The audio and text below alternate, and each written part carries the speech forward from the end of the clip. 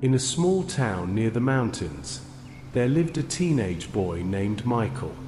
Michael was smart and curious, but he had one big problem. He couldn't focus on anything. One day, he wanted to be a farmer. The next day, he wanted to be a writer. The day after that, he spent hours chasing birds in the forest, doing nothing. People in town always said, "This boy has fire inside him, but no direction." One evening, tired and frustrated, Michael sat next to his wise grandfather. "Grandpa," he said, "why can't I focus? Why do I keep jumping from one thing to another?" His grandfather smiled and said, "Because your mind is like a wild horse. It needs training. If you really want to learn focus, go find the old man who lives deep in the forest. People call him ***, the flame mastered ***, but remember, he doesn't give advice for free. He gives challenges." The next morning, Michael walked into the forest. After hours, he found the flame master, an old man sitting quietly in front of a cave. Without opening his eyes, the man asked, "What do you want, child?" Michael answered, "I want to learn how to focus. I start many things, but I finish none." The old man opened his eyes and handed him a small clay lamp with a tiny flame inside. "Take this," he said. "Climb to the old temple at the top of the hill and come back here. Do not let the flame go out. If it goes out, you must start again." Michael laughed nervously. "That's it. The task is simple," the man replied, "but your mind is not." Michael began walking. At first, it seemed easy, but then the wind blew hard. Birds screamed.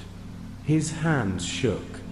Each time he got distracted, the flame flickered dangerously. He realized something. If I think about everything, I lose everything. But if I only think about the flame, I stay on the path. Step by step, he kept going. His legs hurt. Sweat ran down his face. But his mind grew quiet. No more wandering thoughts. Just this moment, this step, this flame. Finally, after hours, he reached the temple. The flame was still alive. But his journey wasn't over. He had to go back down. The jungle was darker now. The path was slippery.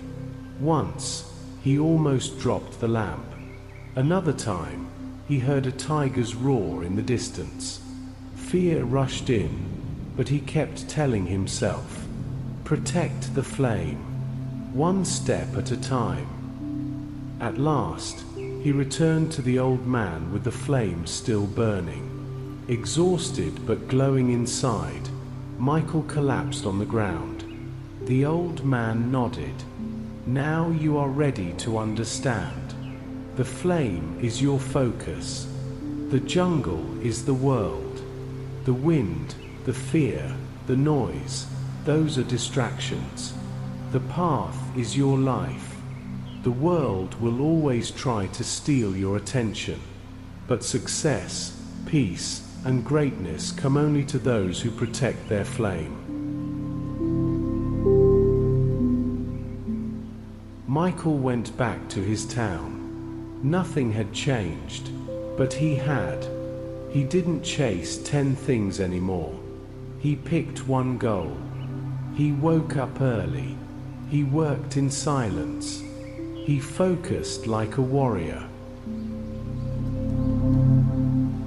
Years later, Michael became a respected teacher and writer. People asked him, "What's your secret?" He smiled and said, I don't do 10 things. I do one thing at a time, with full fire, because once I carried a flame through the storm, and I never let it die.